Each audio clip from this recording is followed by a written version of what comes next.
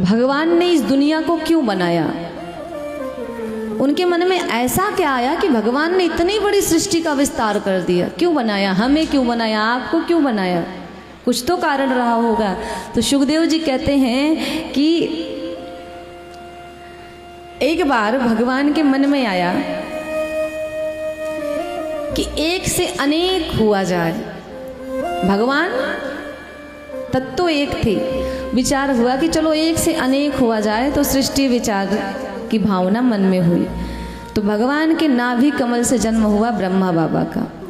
अब ब्रह्मा बाबा जब प्रकट हुए तो चारों तरफ अपनी मुंडी को घुमाया तो वो हो गए चतुरानन, अर्थात चार मुख वाले।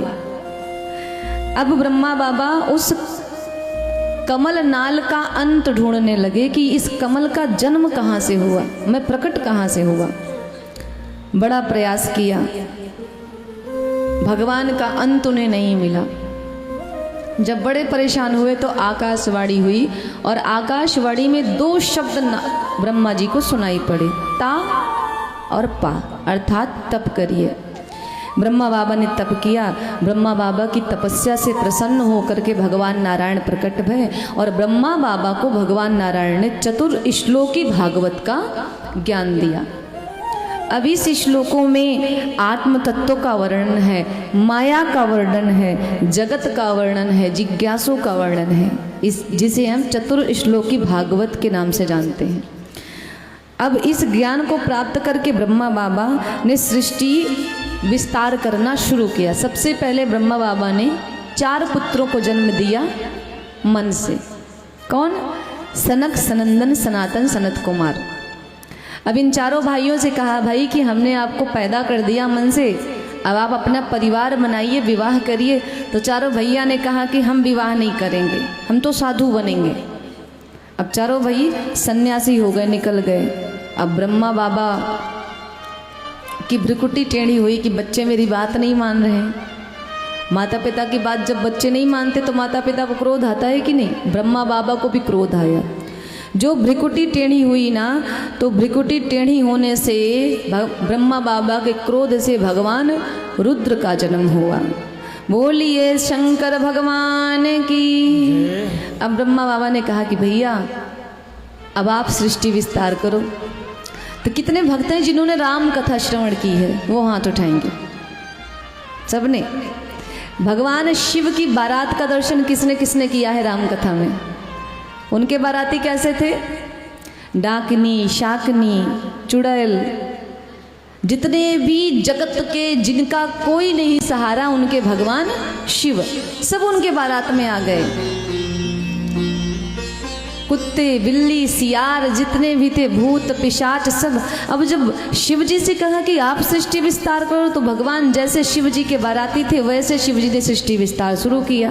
भूत प्रेतों को जन्म देना शुरू कर दिया, डाकनी, शाकनी, पिशाचनी को जन्म देना शुरू किया। अब जब ब्रह्मा बाबा ने ध्यान दिया कि ये तो चारों तरफ से भूत ही भूत दिख रहे हैं, यहाँ पे कोई तो आदमी दिख नहीं रहा, तो ब्रह्मा बाबा दौड़ के गए। बोले भैया एक काम करो, आप तो जाके तपस्या ही करो, सृष्टि विस्तार हम कर लेंगे, आप उसकी चिंता ना करो, हमें ऐसी सृष्टि नहीं चाहिए।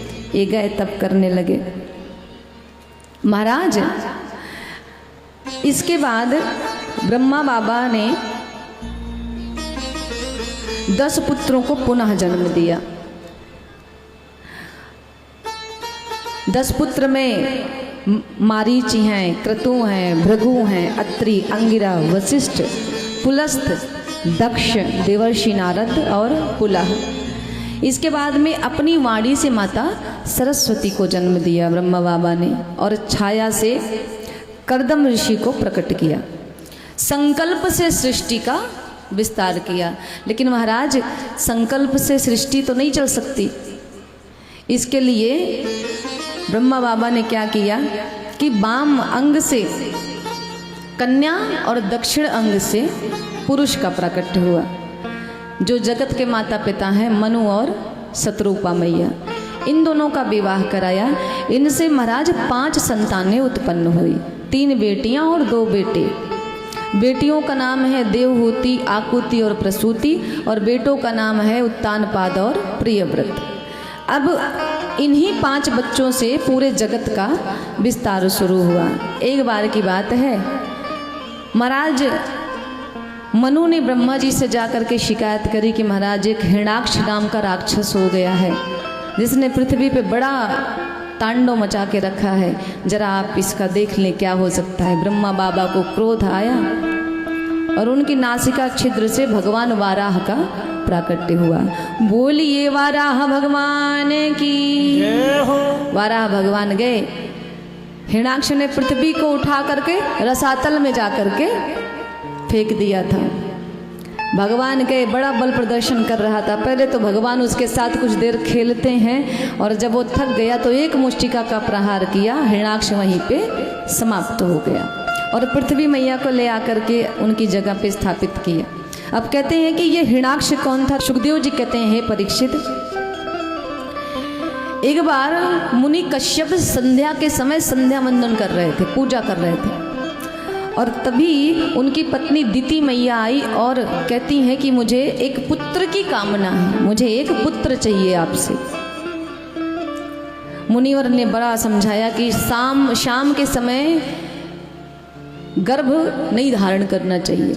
यदि शाम के समय आप गर्भ धारण करते हो तो आपको दैत्य ही जन्म लेगा, देवता का जन्म नहीं होने वाला। संध्या के समय 4 कार्य वर्जित हैं। मैं तो कहती हूँ कि संध्या के समय, शाम के समय कोई काम ही नहीं करना चाहिए। पहला काम, सोना नहीं चाहिए। ध्यान देना, शाम के समय गोधूली वेला में सोना नहीं चाहिए, नहीं तो आपका स्वास्थ्य कभी ठीक नहीं रहेगा। भोजन नहीं करना चाहिए शाम के समय, आप सबको पता होगा, ध्यान रखिएगा, बच्चों को भी बताइए, भोजन नहीं करना चाहिए। और कहते हैं कि स्वाध्याय नहीं करना चाहिए, पढ़ाई लिखाई शाम के समय नहीं करनी चाहिए।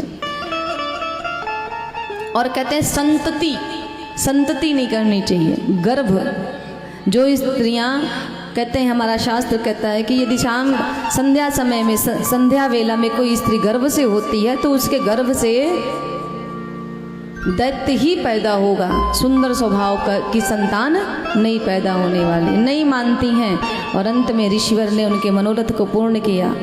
बाद में उन्हें अपनी भूल का पश्चाताप हुआ तो ऋषिवर ने कहा, अब तो कुछ नहीं हो सकता देवी, अब तो तुम्हारे गर्भ से दैत्य ही जन्म लेंगे। महाराज 100 वर्षों तक दिति मैया ने अपने गर्भ को धारण करके रखा, बच्चों को अपने जन्म ही नहीं दे रही थी। 100 वर्ष बीत गए। ऋषिवर आए और कहा कि आप अपने बच्चों को जन्म दीजिए। आपके जो ये 2 बालक होंगे ना, 2 बेटे होंगे। कौन? हिरण्याक्ष और हिरण्यकश्यप। और ये दोनों इतने बड़े दैत्य होंगे कि इनका वध करने के लिए, इनको मुक्ति देने के लिए भगवान को आना पड़ेगा, इसलिए आप इनको पृथ्वी पे जन्म दीजिए। अब हिरण्याक्ष को तो भगवान ने मुक्त कर दिया। इसके बाद में कहते हैं कि अब सृष्टि का विस्तार हुआ तो देवहूति मैया का विवाह, जो मजली कन्या थी मनु महाराज की, देवहूति मैया का विवाह कर्दम ऋषि के साथ हुआ। इनकी 9 बेटियां हुई और कर्दम ऋषि ने सबका विवाह कर दिया। अंत में जाने लगे तो देवहूति मैया ने कहा, प्रभु आप तपस्या करने जा रहे हो, एक पुत्र की इच्छा थी कि एक बेटा हो जाता तो मेरे लिए ठीक रहता। माताओं की इच्छा होती है कि भाई एक बेटा हो जाएगा तो मेरे कुल का दीपक बना रहेगा। अंत में इन्हीं के घर में कपिल भगवान पधारते हैं, इनके पुत्र के रूप में। देवहूति मैया के गर्भ से कपिल भगवान आए, कर्दम ऋषि गए तपस्या करने। आज एक पुत्र अपनी माता को बिठा करके उपदेश दे रहा है, कथा सुना रहा है, ज्ञान दे रहा है। एक दिन देवहूति मैया और कपिल भगवान बैठे और बैठ करके देवहूति मैया के मन में कई प्रश्न थे, उन्होंने अपने पुत्र कपिल भगवान से करना शुरू किए, क्योंकि कपिल भगवान साक्षात भगवान के अवतार थे। देवहूति मैया ने कहा कि हे पुत्र, मैंने अपने जीवन में बहुत सुख भोगे हैं, लेकिन इन सुखों से मुझे वैराग्य क्यों नहीं होता, मेरी इच्छाएं क्यों नहीं समाप्त हो रही हैं।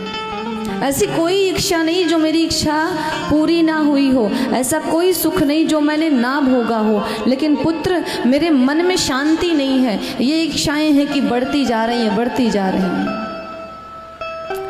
तृष्णा मरय न मन मरय, मरी मरी जाय शरीर। इन तृष्णाओं का कभी अंत नहीं होता।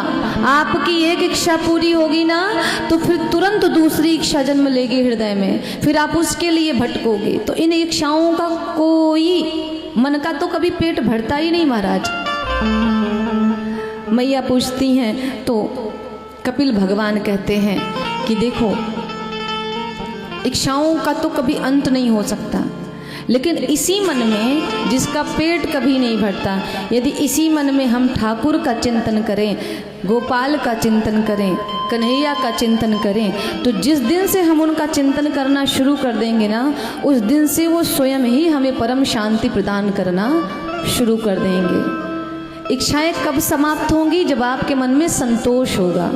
बिना संतोष के यदि आप जीवन जी रहे हो तो अपने इन इच्छाओं से कभी भी मुक्ति नहीं पा सकते। और इसलिए हमेशा भगवान से एक ही प्रार्थना करो कि आपने जितना दिया, जो कुछ दिया, बहुत दिया है मालिक, मैं इसी में खुश हूँ।